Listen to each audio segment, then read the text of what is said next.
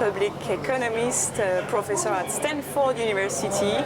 She focused her research on education. I'm very pleased to receive Caroline Hoxby. Thank you for joining us. I'm pleased to be here. Thank you for interviewing me. This afternoon we will discuss how to finance emerging talents. My first question is difficult to answer, but maybe you will give us some guidelines, some keys.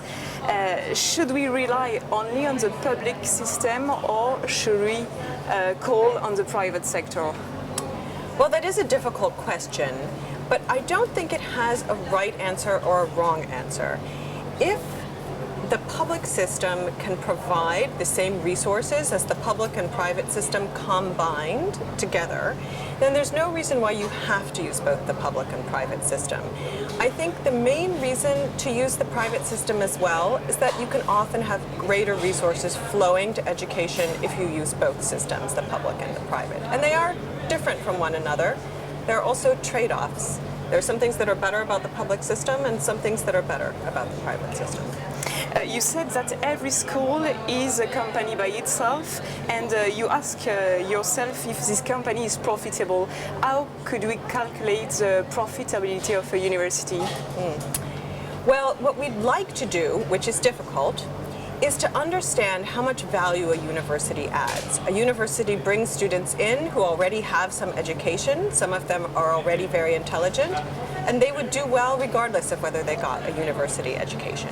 So that's not value that the university adds. But universities add value because they teach people skills, they teach people to be inventors, they teach people to do the new research that creates technological innovation, and that's how the economy grows. And we want to measure all of that value that universities give to the economy and to society. That's a difficult thing to do. It's not an impossible thing to do. Sure. We just have to be willing to look at a lot of different measures of what universities add. It's not just higher earnings, although that is an important thing. How could the innovative models of financing like business angel, public-private partnership, collaborative project, crowdfunding be opportunities for the education sector? Right.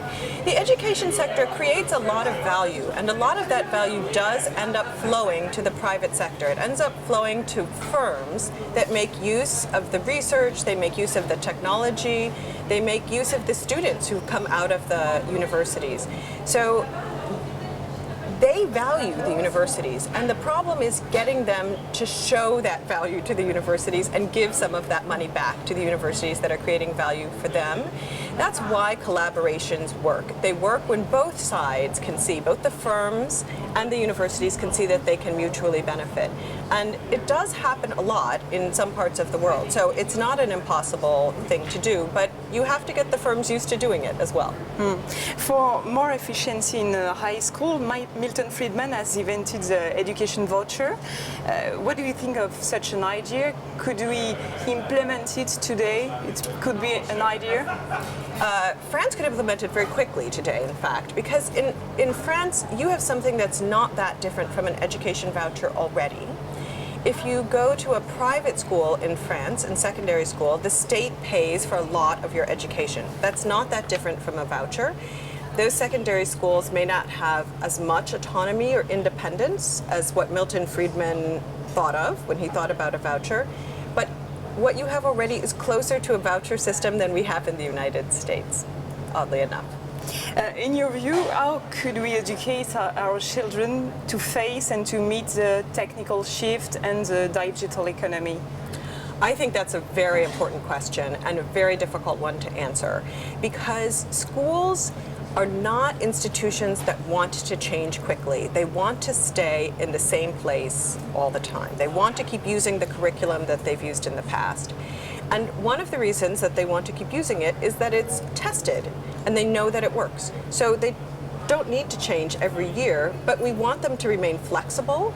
We want them to adopt new things. We want them to bring in new knowledge, and we want them to train our children to be thoughtful and inventive and original and not just memorize everything that's in the books. Getting that balance right is very difficult, and I think that both universities and secondary schools do better when they are under pressure to produce value for society. And mostly that's created by their having to compete in one way or another. What kind of subjects may we add to school curriculum to keep up with this change? Well, the obvious subject that everyone seems to be adding is computer science. Yeah, that seems obvious. But I also think that most of what we are looking for in highly developed countries is a set of analytic skills that don't boil down to one subject. It's the way you think about things. It's, do you think about problems in a way that is sufficiently abstract and high level that you can bring together pieces of information from many different fields and put them together in a way that's complicated. So it could be that you need knowledge from music, and you need knowledge from chemistry, and you need some knowledge from literature. That sort of educated person is actually a very difficult person to create. It's much easier to create a computer scientist who only knows computer science. Are you optimistic about it? I am optimistic about it because young people are not the problem. They always want to change. They always want to learn the newest things. And so schools, it's not that the students hold the schools back. Students are always eager to learn the latest things. Rather, it's that schools have a hard time keeping up with the changing demands of the economy and society. And I think they try to do a good job, but it's a tough thing to do. Caroline Hoxby, thank you very much for joining us. It was a pleasure.